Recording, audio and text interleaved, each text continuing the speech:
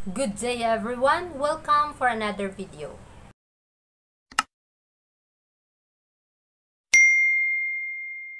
Sa oras na ito mga kapatid, ating sasalaysayin ang salita ng Panginoon na pinamagatang magsalita, gumawa, mabuhay sa pananampalataya. Dito ating isasalaysay ang mga bagay kung ano ang dapat nating gawin upang mapanagumpayan itong pananampalataya na ibibigay ng Panginoon sa atin. Sabi dito, sa Faith and Works, ngayon mga kapatid, masyado na ninyong tinuruan ang inyong sarili sa mga pag-aalinlangan at pagtatanong na kailangan ninyong turuan ang inyong mga kaluluwa sa linya ng pananampalataya.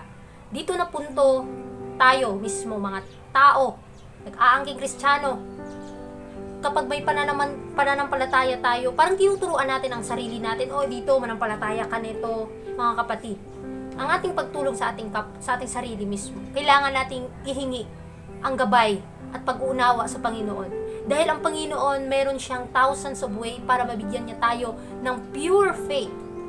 Walang halong chemical na pananampalataya. Yung pananampalataya, hindi ka na magtatanong kung anong mangyayari sa kinabukasan.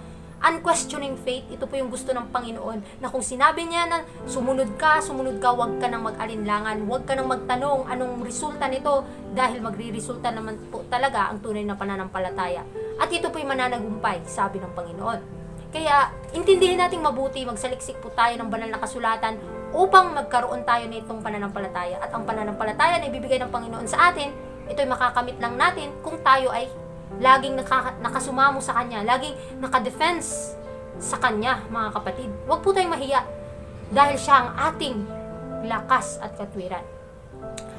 Kailangan mong magsalita ng pananampalataya, kailangan mong ipamuhay ang pananampalataya, kailangan mong kumilos ng pananampalataya upang magkaroon ka ng paglaki ng pananampalataya. So require po pala ito upang upang mapatunayan natin na ito'y tunay na pananampalataya. Makikita sa iyong mga gawa, salita, kilos, sino ang Diyos na ating pinaglilingkuran. Kasi dapat masanay tayo na tayo'y gumagawa na naaayon sa kanyang kabutihan, naaayon sa kanyang kalooban. At higit sa lahat, may pananampalataya tayo sa puso natin na ito'y nagbibigay sa atin ng mga bagay. Kung meron tayong faith, gumagawa tayo, at masaya tayong ginagawa ito. Ito po yung gusto ng Panginoon. Sabi pa dito, sa paggamit ng buhay na pananampalatayang iyon, ikaw ay lalago upang maging matatag na lalaki at babae kay Kristo Jesus. Ipagkaloob ng Diyos na ang pagpupulong na ito na ating gaganapin ay maaaring maging isang pagpupulong kung saan ang araw ng katwiran ay sumisikat sa inyo at sumisikat sa inyong mga puso sa pinakamaliwanag na sinag nito na gagawin kayong lahat ng mga liwanag sa mundo. Kapag nakita mo yung liwanag, inangkin mo ito, tinanggap mo ito sa puso mo, at patuloy mo itong nilalakaran, dahan-dahan mong nilalakaran itong mga liwanag na ito, mga kapatid, nakikita ng mga tao, yung ugali mo, yung pagkilos mo, yung pag-iisip mo, nakikita ng Panginoon yan. At higit sa lahat, marami kang maidadala na kaluluwa sa Panginoon. Kapag itong pananampalataya natin, ginawa natin ng paraan na pagbutihin. Hindi ibig sabihin na perfect na. Dahil nasa process pa tayo, paano natin susundin ang mga hakbang ng Panginoon. At ito'y sinusunod natin, hindi sa ating sarili, bagkus kaloob po ito ng Panginoon. Kaya po, kapag gustong-gusto talaga nating maligtas, kailangan naka-abide tayo sa Kanya.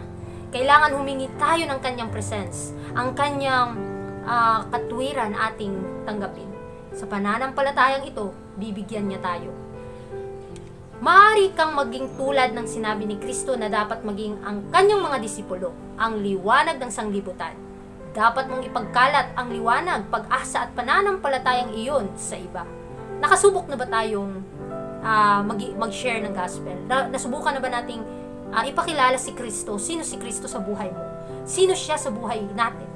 Mga kapatid, kapag ito'y ating nasasanay sa buhay natin, ina-apply natin sa buhay natin, at higit sa lahat sa kapwa natin, ito'y po'y nagre-reflect at nasusumamo or nagiging masaya ang Panginoon na nakakita sa kanyang mga alagad, sa kanyang mga bayan na tayo ay kanyang disipulo, mga kapatid. Magiging isa tayong liwanag sa mundong ito kapag nananatili tayo sa liwanag, kasi ang Panginoon naman po talaga ang lahat para sa atin. Kapag tinanggap mo si Kristo, lahat ng bagay magiging iyo. At itong mga bagay na ito, maluluwalhati mo ang Panginoon. Lahat ng hinihiling mo sa Panginoon, dahil iniisip mo siya palagi, at higit sa lahat ng nakikita sa ugali mo ay naluluwalhati ang Panginoon. Kaya magsumikap po tayo bilang Kristiyano, hindi lang nag-aangkin kundi tagatupad din. Huwag po tayong padaya sa mga pandadaya. Huwag po tayong padaya sa ating sarili, dahil tayo ay mahihina, bagkus si Kristo lamang ang ating lakas. Hindi ka dapat humagulgol sa iyong paraan patungo sa kanyang paglilingkod, na para bang siya ay isang mahirap na tagapangasiwa na nagpapasan sa iyo ng mga pasanin na hindi mo kayang dalhin. Hindi ito ang kaso. Mga kapatid, kapag inadapt mo sa buhay mo si Kristo, bibigyan ka ng mga bagay na makakaya mo. Alam ng Diyos, alam ng Ama na nasa langit, ano yung mga bagay na makakaya mo. At sinusubukan ka kung tapat ka nito. Napakaliit na mga pagsubok, pinapahintulot sa buhay mo, dahil alam ng Panginoon na ma-overcome mo ito. Nawa ay mag-iisa tayong tapat sa napakaliit na mga bagay na naangkin natin, mga blessings na naangkin natin. Ginagamit nawa natin ito sa kanyang gawain, dahil sa buhay natin wala po tayong may pagmamayabang, bagkus si Kristo lamang ang nagbigay sa atin ng lakas upang mapanugumpayan ang bawat pagsubok sa buhay. Kapag tayo ay nanghihina, mga kapatid, this is the process that God's going to success. Na gusto ng Panginoon na maging successful tayo, at siya lamang ating kailangan upang mapanagumpayan ang bawat bagay na ito. Nais niyang mapuspos ka ng kagalakan, mapuspos ka ng pagpapala ng Diyos, malaman ang haba at lawak at taas at lalim ng pag-ibig ng Diyos na higit sa kaalaman. Kung lagi kang nagbabasa ng kanyang salita, lagi kang nananalangin sa kanya, bibigyan ka ng daan upang mapanagumpayan mo ang bawat bagay sa buhay mo. At higit sa lahat, malalaman mo yung taas, yung haba, yung kaalaman na gusto ng Panginoon na ipamalas sa iyo. Kahit hindi ka graduated sa makamundong pag-aaral, bagkus nakatuon ang isip mo sa Panginoon, more than ka pa sa nakapagtapos ng pag-aaral. Mga kapatid, ang Panginoon po ang dahilan bakit tayo nabuhay. Why not? Na siya rin ang dahilan saan man tayo papunta, saan man tayo patungo. Dahil siya po yung nagplano. Meron na siyang plano para sa atin. Tayo lang po ang ko-cooperate. Ano ba ang plano niya para sa atin? Dapat alamin natin ito. Hindi lang parang walang ginagawa o walang pake sa ginagawa natin. Bagkus ang Panginoon nagpapaalala sa bawat isa na lumakad sa daan na ito dahil nandyan siya, na handa niya tayong tulungan. Kapag binanggit ang kanyang pangalan, nais niyang matamaan ang pangunahing tono at magkakaroon ng tugon sa inyong mga puso. Pagkatapos ay maaari kang mag-alay ng pasasalamat at kaluwalhatian at karangalan at papuri sa kanya na nakaupo sa trono at sa kordero. Mga kapatid, ating palalawakin itong mga salita ng Panginoon. Kapag nakikita mo ito, tinanggap mo sa puso mo, at nakikita sa ugali mo, at dito na proseso, tayo pagpapalain. Malalaman natin ang isang tao na konektado sa Panginoon dahil punong-puno siya ng kasiyahan, kagalakan, dahil ito po yung gusto ng Panginoon. The true Christian is happy, masaya. Hindi stress, parang pasan na pasan niyang daigdig. Kung tunay tayong Kristiyano, dapat inaalay natin sa Panginoon lahat ng problema at hinanakit. At higit sa lahat, malalaman natin ang isang tao na nanampalataya kay Kristo kung punong-puno ang kanyang bibig ng pasasalamat, pagpupuri sa Panginoon. Nawa ay ma-adapt din ito sa buhay natin. Hayaan na natin ano yung masasabi ng iba. Ang importante, ano ang masasabi ng Panginoon sa atin. Kapag tayo ay kanyang kaharap, ano ang masasabi ng Panginoon sa atin. Nawa ay maintindihan nating mabuti ang bawat suliranin o bawat bagay na pinagkaloob sa atin ng Panginoon. Dapat mong matutunang kantahin ang kantang iyon dito. At kapag ikaw ay nabago sa isang sandali, sa isang kisap mata, malalaman mo kung saan ihahampas ang awit ng tagumpay kasama ng mga makalangit na anghel at ng mga tinubos na banal. Gagawin natin ang mga arko ng langit na may papuri at kaluwalhatian. Napakaganda mga kapatid. Kung ikaw, tunay na Kristiyano, pupuri ka sa Panginoon. Makadama ka man ng lungkot at saya, sa Panginoon mo ialay. In the bad times and the good times, we praise God for the all things. All things work together for good. Na kailangan po natin si Kristo sa buhay natin at ipakilala natin sa iba. Dahil dito namumold ang ating pagkatao at dito nakadistin ang ating patutunguhan. Sino ang Panginoon sa buhay natin? Nawa ay ito po ang magiging gabay sa atin sa bawat suliranin sa buhay na may Diyos tayong kinikilala na Siya ang gagabay sa atin. Ngayon, hayaang tumunog ang mga arko dito, hayaang pukawin ng lugar na ito ang papuri sa inyong mga puso. Habang ikaw ay nasa lupang ito, tingnan mo ang matatayog na puno, ang berdeng pelus na carpet, at hayaang gumising ang papuri sa iyong mga puso. Napakaganda mga kapatid. Kapag titingin ka sa garden, kapag titingin ka sa mga country, titingin ka sa mga puno, mga kagubatan, makikita mo yung mga nailalarawan na pag-ibig ng Panginoon sa iyo. Huwag kang magmumukmok sa kwarto mo malulungkot. Bagkus pumunta ka sa garden mo, pumunta ka sa mga nilikha ng Panginoon para maipakilala at makita mo sa sarili mo ang pag-ibig ng Diyos sa iyo. At maibahagi mo ito sa iba. Kasi kapag tayo ay nakatuon palagi sa mga nilikha ng Panginoon, ito po yung naglalarawan sa kanyang pag-ibig sa atin. Napakaganda. At ito nawa ay ito'y maipasok sa isip at puso natin na very blessed tayo mga kapatid. Hindi lang sa salita, hindi lang sa gawa, kundi dapat sa isip talaga una ang lahat. Kasi ano yung nasa isip mo, yun talagang nakikita sa mga gawa natin. Kaya purihin natin ang Panginoon saan man tayo magpunta at ano man yung nafe-feel natin. Ito po yung sinasabi ng Panginoon, we don't defense our feelings. Huwag manampalataya sa sarili mo, bagkus trust the word, not feelings. Sabi pa dito, purihin ang Diyos na tayo ay may pribilehiyo na mapunta sa mundong ito. Kasing ganda nito, pupunta tayo sa mas magandang lugar. Ang lupang ito ay lilinisin, matutunaw at gagawing walang kasalanan. Kung nakikita mo yung kamunduhan dito mga kapatid, huwag ka sanang cellphone lang ng cellphone. Bagkus magsaliksik ka ng banal na kasulatan at ihambing mo sa mga nakikita mong tanawin. Mga nature, mga kapatid. Dito mo may lalarawan how wonderful love. Ano yung amazing love of God for us. Na ito po yung nagbibigay sa atin ng encourage para gawin ang kanyang kalooban. Kasi ang tao, minsan nakadefense tayo sa mga bagay na nakikita natin.